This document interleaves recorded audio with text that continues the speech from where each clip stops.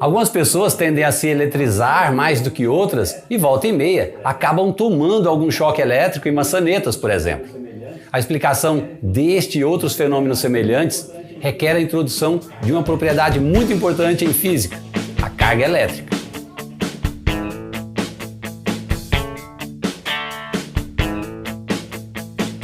Olá, meu nome é Eudes Filete, bem-vindo ao Verve Científica. Nesse canal eu falo sobre as coisas mais importantes da ciência, os princípios que governam o mundo. Se você acha isso interessante, se inscreva no canal.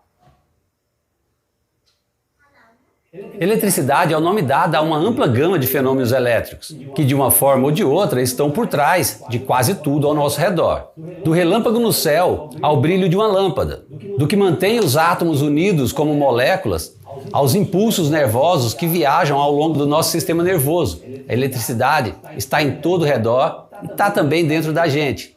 Muitas das forças com as quais lidamos até agora, como as forças elásticas, o atrito, a viscosidade, nada mais são do que forças elétricas agindo em um nível atômico e molecular. E nesse vídeo eu vou discutir a eletricidade em repouso, ou eletrostática, que se refere não somente ao estudo das cargas elétricas em repouso, mas também o estudo das forças que atuam entre elas.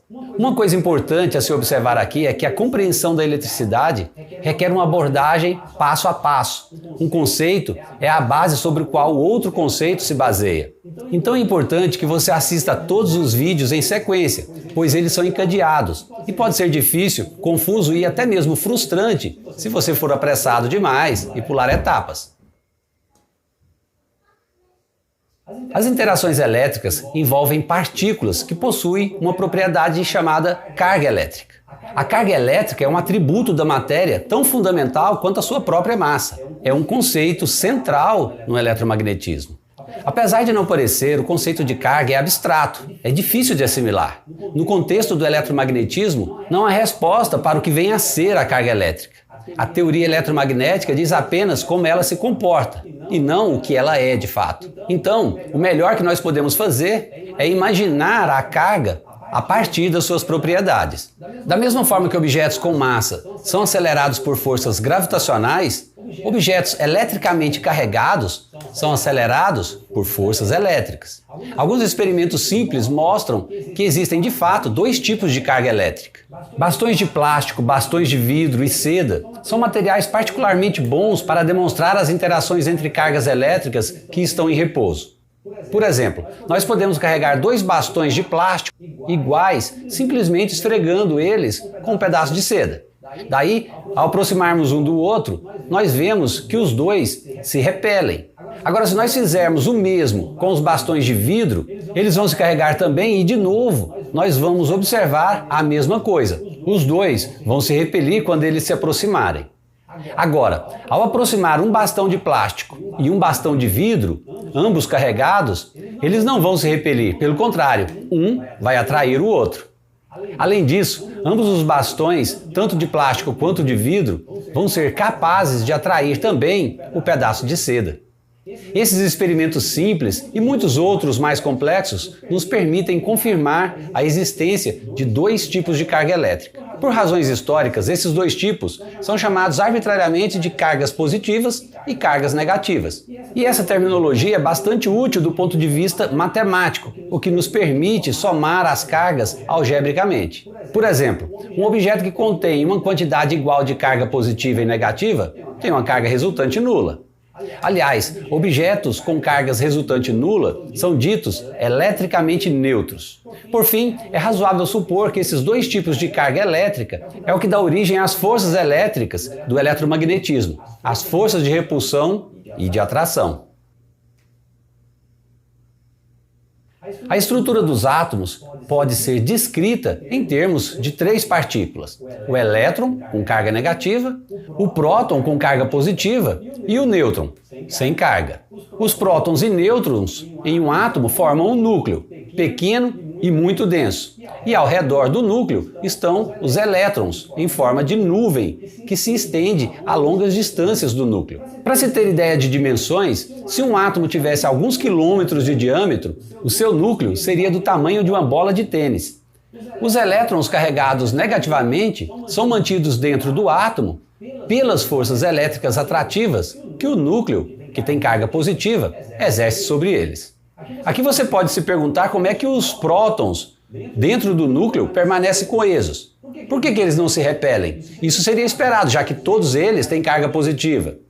A resposta é que no núcleo, os prótons e os nêutrons são mantidos de forma estável por uma interação atrativa não eletrostática, a chamada força nuclear forte, que vence a repulsão elétrica entre os prótons.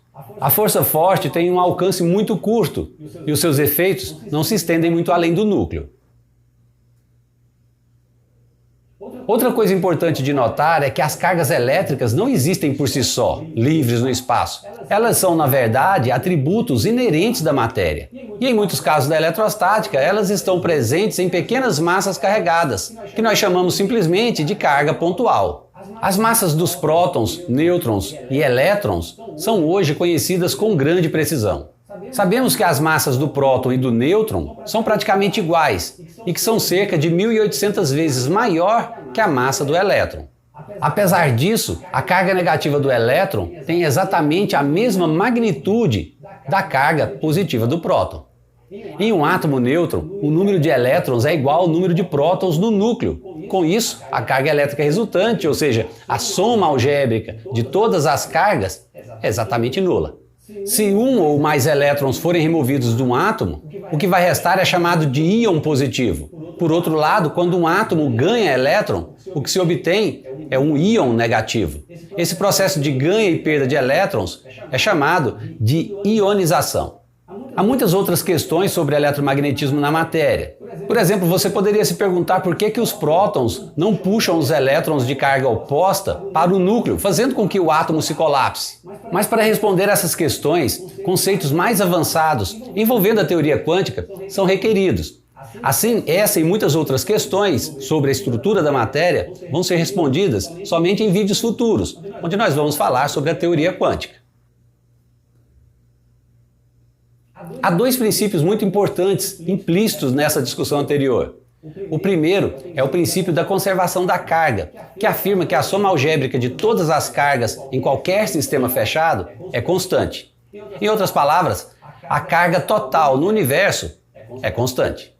Se nós esfregarmos um bastão de plástico com um pedaço de seda, ambos inicialmente sem carga, o bastão vai adquirir uma carga negativa, já que ele retira elétrons da seda. E a seda adquire uma carga positiva da mesma magnitude, já que perdeu tantos elétrons quanto os que foram cedidos ao bastão. Então, a carga elétrica total dos dois objetos juntos não muda. De forma geral, em qualquer processo de carregamento, a carga não é criada e nem destruída. Ela é simplesmente transferida de um corpo para o outro. A conservação da carga é considerada uma lei de conservação universal. Nenhuma evidência experimental de qualquer violação desse princípio jamais foi observada. O segundo princípio importante é a quantização da carga. Ele implica que a magnitude da carga do elétron ou do próton é uma unidade natural da carga. Cada quantidade observável de carga elétrica sempre será um múltiplo inteiro dessa unidade básica.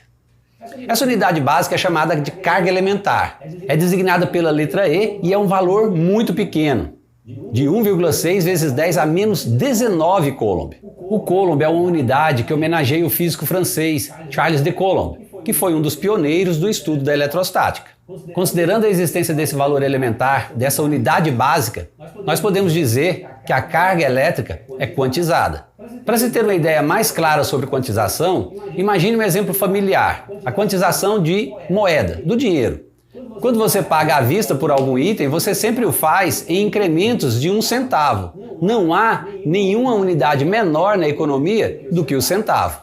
Assim, da mesma forma que o dinheiro não pode ser dividido em quantias menores que 1 centavo, a carga elétrica também não pode ser dividida em quantias menores do que a carga de um elétron ou um próton.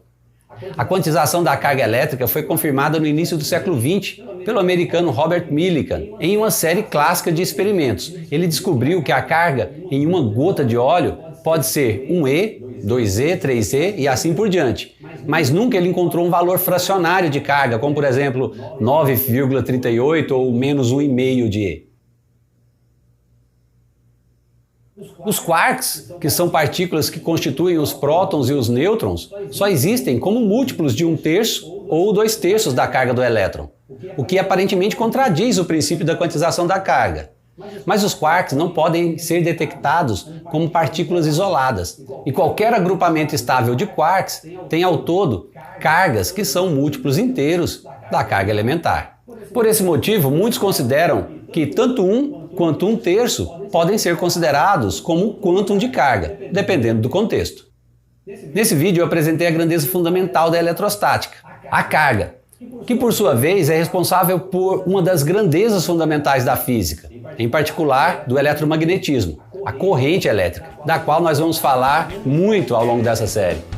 Esse vídeo termina por aqui. Se você gostou, já dê um like logo para que o YouTube divulgue esse conteúdo para todo mundo. E se não se inscreveu, inscreva. Basta clicar nessa bola aqui no meio da tela. Tenha Verve Científica. Abraço e até a próxima.